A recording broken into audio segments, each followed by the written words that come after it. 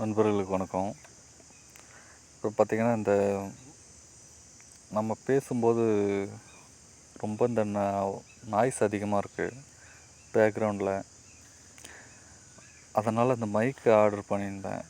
So அந்த mic பார்த்திங்கன்னா K8 smart tone அப்படின்ற மைக்கு. ஸோ நானும் நிறையா மைக் யூடியூப்பில் சர்ச் பண்ணிகிட்டு இருந்தேன். அப்போ அதிகமாக பார்த்தப்ப நிறைய பேர் யூஸ் பண்ண ஃபோன் இந்த மைக் இந்த K8 மைக் தான். இந்த மைக் பார்த்திங்கன்னா ரிசீவர்,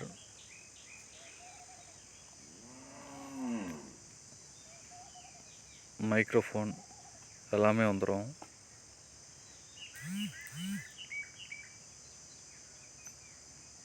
ஸோ இதை கட் பண்ணிட்டு உள்ளார என்ன இருக்குன்னு செக் பண்ணுறேன்.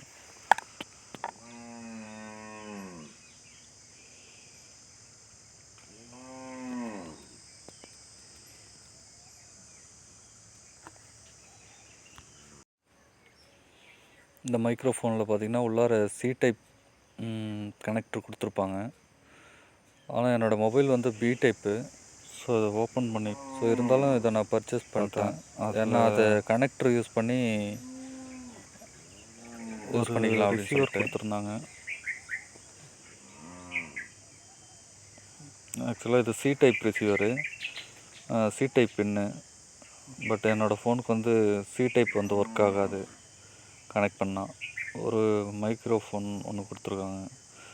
இது sponge C type charger use பண்ணி அதை சார்ஜ் பண்ணிக்கணும். அது கூட ஐஃபோனுக்கு யூஸ் பண்ணுற ஒரு ப்ளக் ஒன்று கொடுத்துருக்காங்க. ஸோ அது நமக்கு தேவையில்லை, இருந்தாலும் கொடுத்துருக்காங்க. ஓகே. ஸோ நான் ரெண்டுத்தையும் ரிசீவரை சார்ஜ் போட தேவையில்லை, பட் மைக்ரோஃபோனை மட்டும் சார்ஜ் பண்ணணும். அது பிளிங்க் ஆகிட்டே இருக்கும், க்ரீன் அண்ட் ரெட்டு. ஸோ நம்ம கனெக்ட் பண்ணதுக்கப்புறம் அது ஃபுல்லாக க்ரீனில் தான் தெரியும். அதுக்கப்புறம் ஓப்பன் பண்ணி அந்த பேம்ப்ளெட் பார்த்தேன். அது சும்மா எல்லாம் நார்மலாக நம்ம யூஸ் பண்ணுறது தெரிஞ்ச மாதிரி தான் அது போட்டிருந்தாங்க. ஏன்னா ஏற்கனவே நிறைய ரிவ்யூவில் பார்த்தாச்சு. ஸோ அதை சும்மா எடுத்து பார்த்துக்கிட்டேன். அதுக்கப்புறம் அந்த யூஎஸ்பி சார்ஜிங் யூஎஸ்பி போடுறத எடுத்து செக் பண்ணேன்.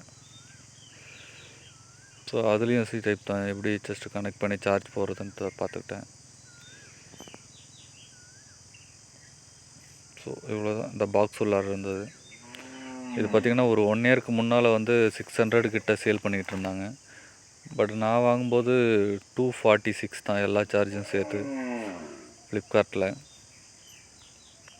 ஸோ இதை நான் கனெக்ட் பண்ணி யூஸ் பண்ணி பார்த்துட்டு எப்படி இருக்குன்னு சொல்கிறேன்.